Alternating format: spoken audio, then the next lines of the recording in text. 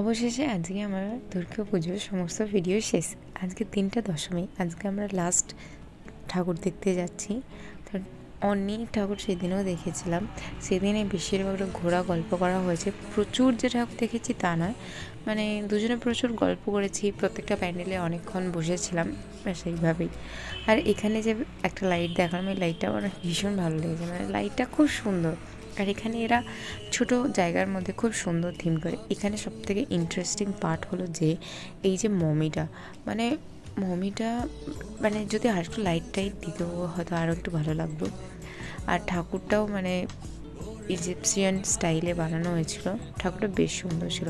আর এখানে বাইরে বেরিয়ে দেখলাম প্রসাদ দেওয়া আছে, আর প্রসাদে পায়েস দেওয়া আছে, আর পায়েসটা ভীষণই ভালো ছিল। তো পায়েস বলে আরও খেলাম, নাহলে হয়তো খেতাম না। খিচুড়ি আমি খুব একটা পছন্দ করি না। তারপরে আরও বেশ কয়েকটা ঠাকুর দেখার পর মনে হলো এবার একটু খাওয়া দাওয়া করা দরকার। এই তো নিয়েছিলাম তন্দুরি রুটি, চিকেন কষা, এটা কষা কম ঝোল লাগছে, আর চিকেন কাবাব।